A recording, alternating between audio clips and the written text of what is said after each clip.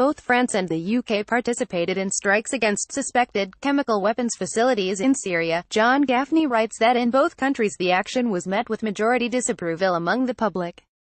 However, while French President Emmanuel Macron managed to spin the story into a positive one about his own leadership, Theresa May's position in the UK has exposed her to greater criticism. Credit, Garry Knight, CC BY 2.0. The acute personalisation of politics that has developed, unevenly, over the past few decades across the democratic world, it's a given of the undemocratic world, has meant that diplomatic and military incidents have, themselves, taken on a highly personalised form. Matters such as the bombing of suspected chemical weapons facilities in Syria, for example, are therefore politically new in their nature.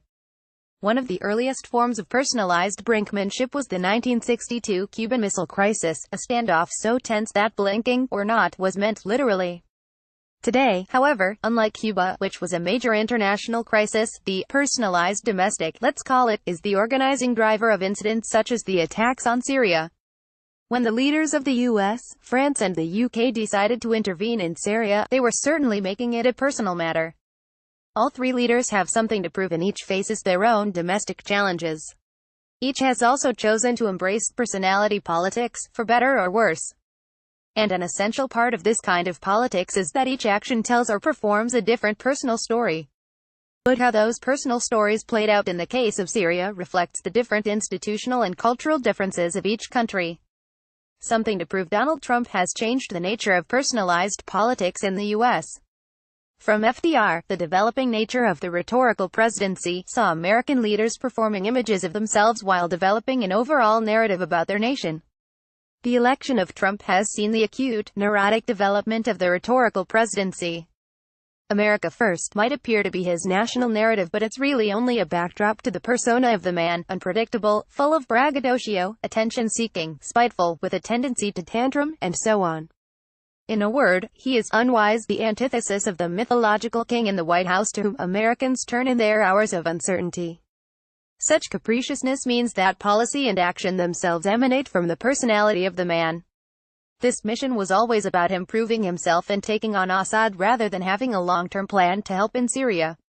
Trump's action is essentially the demonstration that he would act when Assad crossed the red line drawn by his predecessor Barack Obama by using chemical weapons. Trump retaliated even though, in fact, specifically because Obama would not. In the case of France, as in the US, a presidential system encourages virile action. The president does not have to consult parliament before taking military action. In fact, he is expected not to. Interestingly enough, in France, as in the US and UK, the Syria strikes are deeply unpopular. Unlike the UK, however, Emmanuel Macron's actions are not a talking point at all. By taking this action, Macron is showing not so much Assad as the French public that he knows how to fare president. There is another context to the French action, also domestic and personalized. His predecessor François Hollande had tried but failed in 2013 to launch an attack upon Assad for the same reasons as Macron, the use of chemical weapons.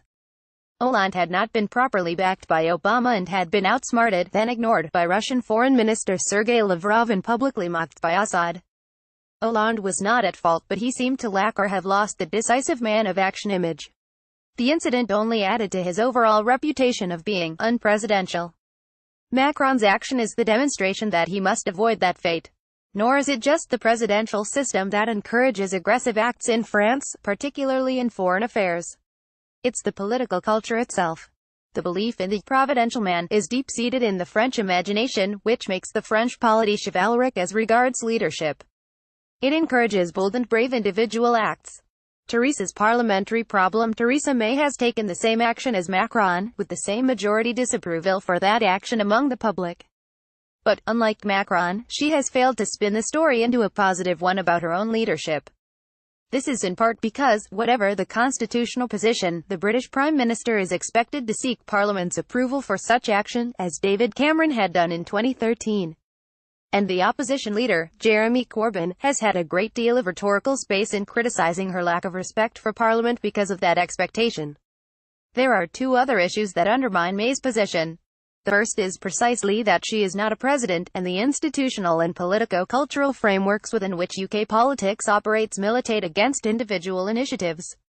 The second is that May's reputation, since calling an unnecessary general election in 2017 that she had said repeatedly she would not call, has been undermined in one particular respect: her motivations for action are seen as different from her declared aims. This, as we have seen, is the same for Macron and Trump, but in her case, it is now part of the received view of her character. Moreover, May needed to make this a personal success story more than Trump and Macron, but because of her weak position in public opinion, she has failed. Both culturally and institutionally she is disadvantaged, and the performative character, Theresa May, is no longer held in the esteem she enjoyed before she called the general election in 2017. She will continue to face questions about what she is doing about the crisis in Syria. Trump and Macron can just bomb and walk away. Please read our comments policy before commenting. Note: this post was originally published on The Conversation. Read the original article. The article gives the views of the author, not the position of EUROPP, European Politics and Policy or the London School of Economics. Blank, _____ about the author John Gaffney, Aston University. John Gaffney is Professor of Politics at Aston University and co-director of the Aston Centre for Europe.